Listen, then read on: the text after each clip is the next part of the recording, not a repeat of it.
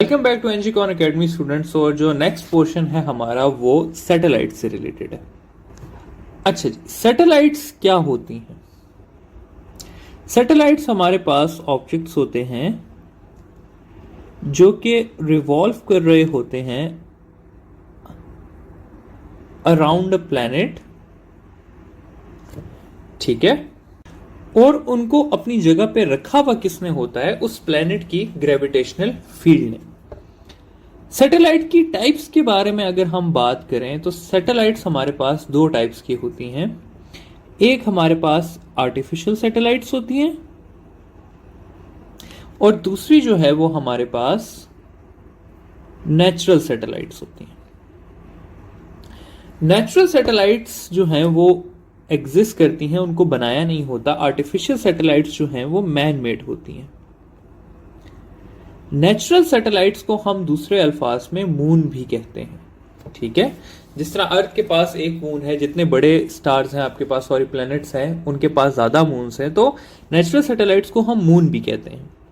Artificial satellites जो हैं वो मैन मेड होती हैं और आर्टिफिशियल सैटेलाइट्स हमारे पास तीन डिफरेंट टाइप्स की होती हैं।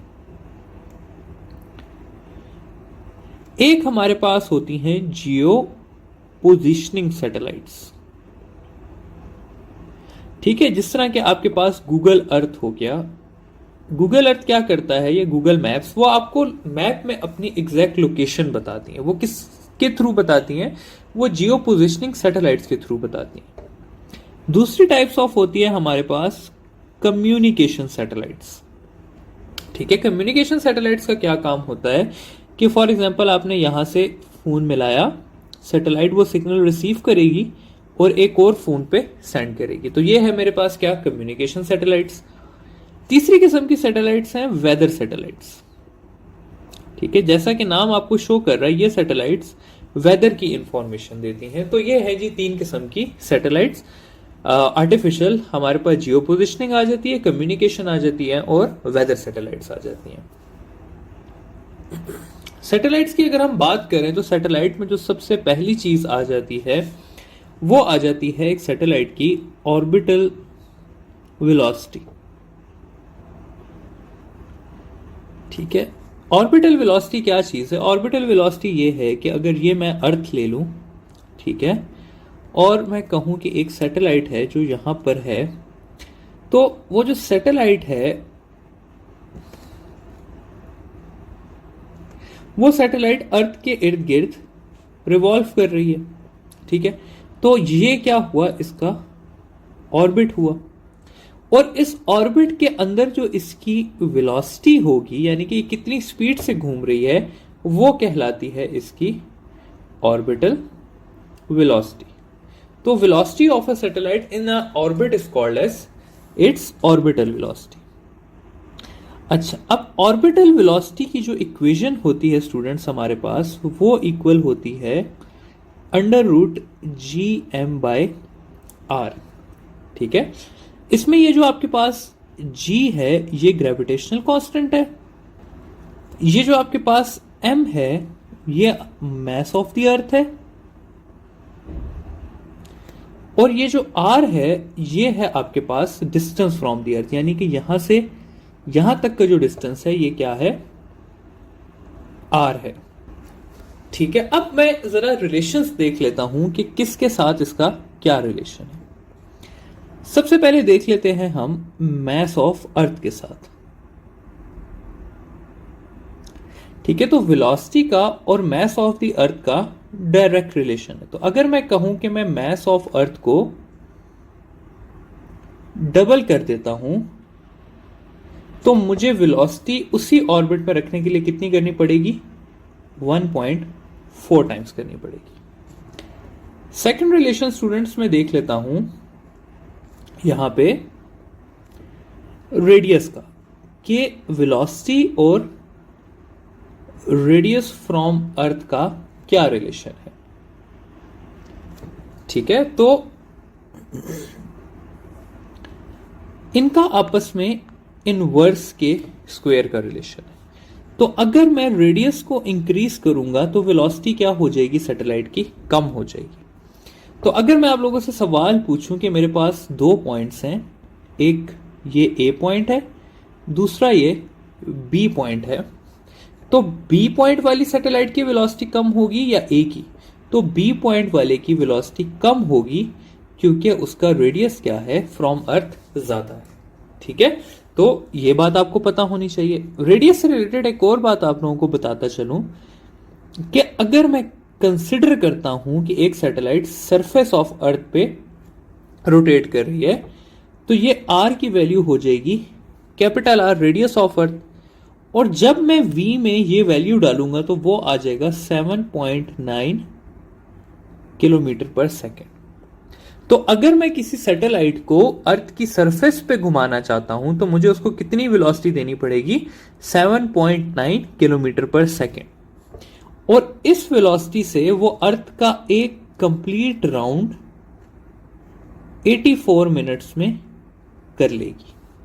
ठीक है, तो अब इसी को अगर मैं सवाल में कन्वर्ट कर दूं तो मैं कहता हूं कि एक सैटेलाइट है जो कि यहां पर अर्थ की सरफेस पे रोटेट कर रही है। तो मैं पूछ लूं इसका टाइम पीरियड कितना होगा, तो आपको पता होना चाहिए कि इसका टाइम पीरियड 84 मिनट्स होगा। मैं पूछ लूं इसकी वेलोसिटी कितनी होगी, तो आपको पता होनी चाहिए कि इसकी वेलोसिटी 7.9 किलोमीटर पर सेकेंड होगी। ठीक है, तो ये है relationship of mass and relationship of distance from the earth.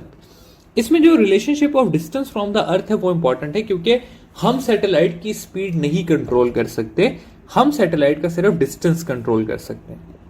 अगर हमने सैटेलाइट को फास्ट बनाना है तो हम उसे अर्थ के करीब वाले ऑर्बिट में प्लेस कर देंगे।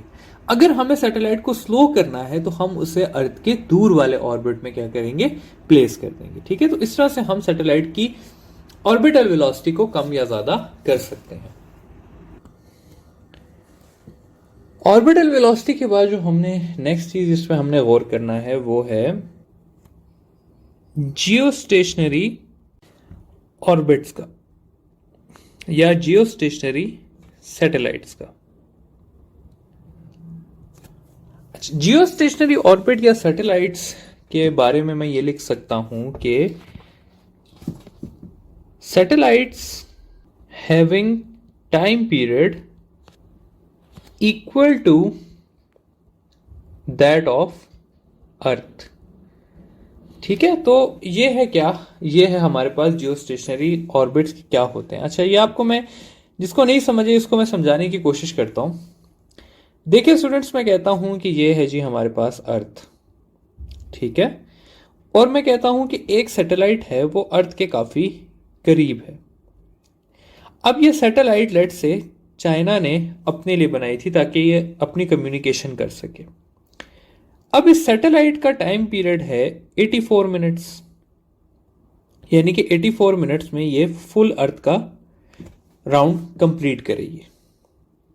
मैं कहता हूं जी चाइना ने भेजा और हम देखते हैं जी कि 10 मिनट्स के बाद जो है, क्या ये चाइना के ऊपर होगी?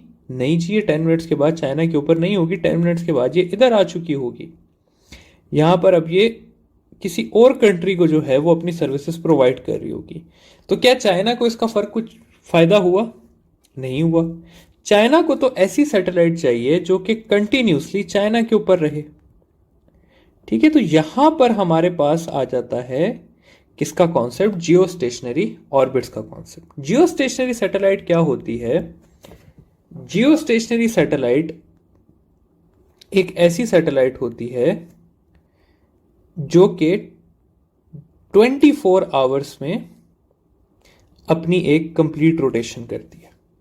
ठीक है, अर्थ भी कितनी देर में करती है? 24 आवर्स में। और ये सैटेलाइट भी कितनी देर में कर रही है? 24 आवर्स में।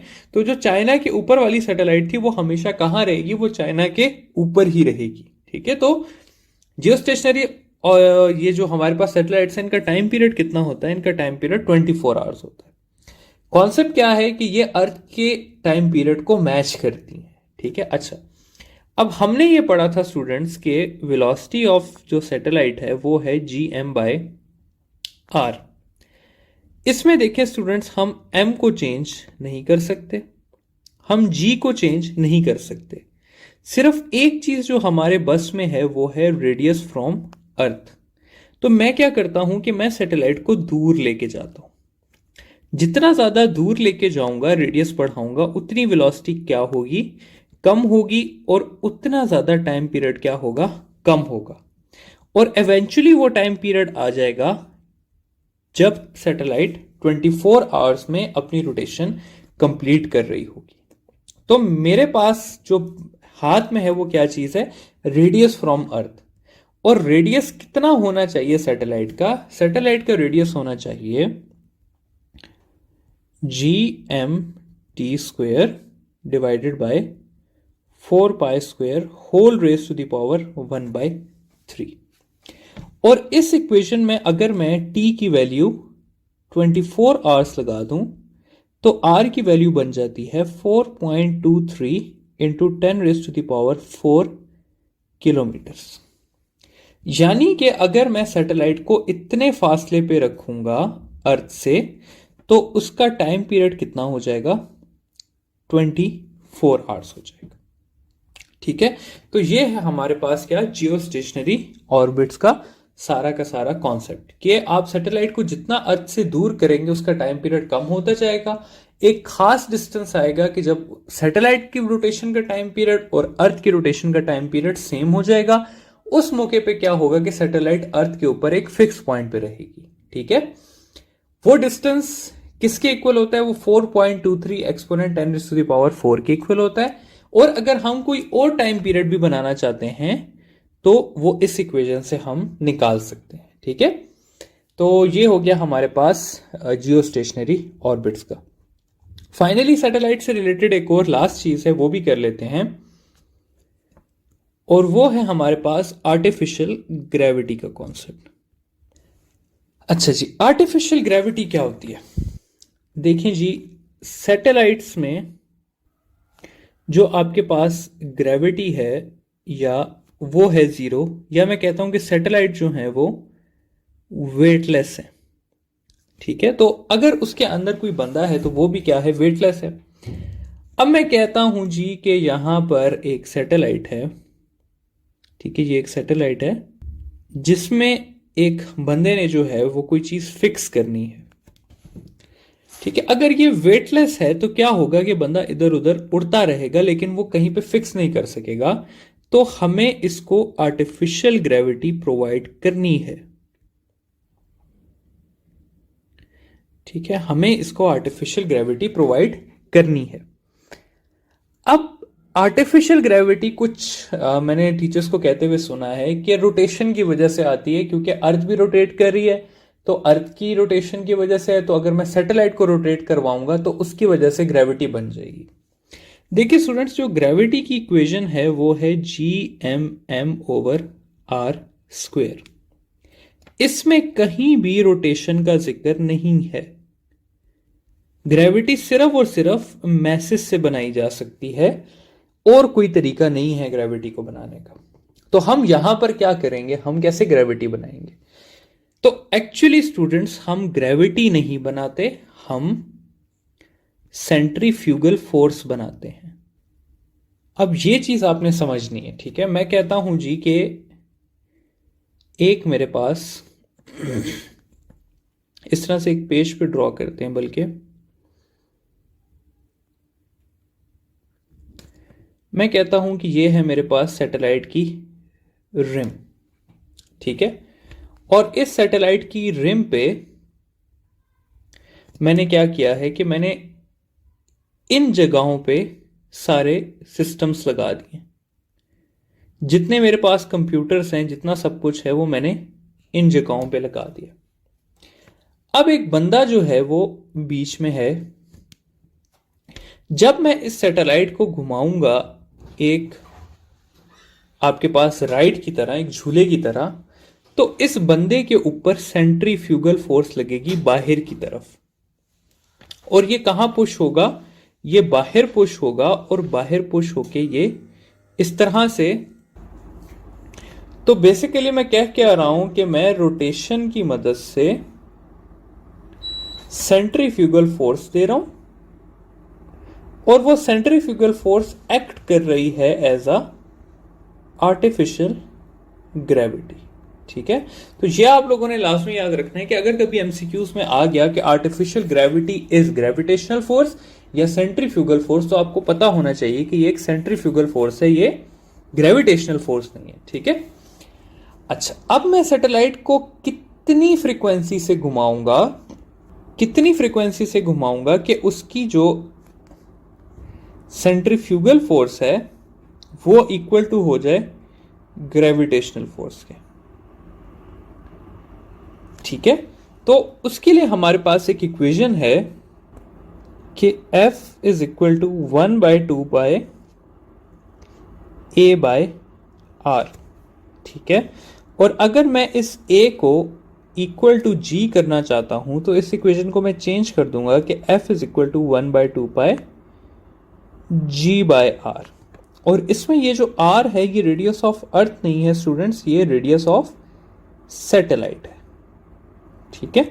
तो इस इक्वेशन के जरिए आप फाइंड कर सकते हैं कि आपको कितनी फ्रीक्वेंसी से सैटेलाइट को रोटेट करना चाहिए ताकि उसकी जो ग्रेविटी है वो इक्वल टू अर्थ हो जाए और अंदर जो आपके पास एस्ट्रोनॉट है उसको ये फील हो कि वो एक नॉर्मल एनवायरनमेंट में है। ठीक है। तो ये हो गया हमारे सैटेलाइट से रिलेटेड टॉपिक्स खत्म।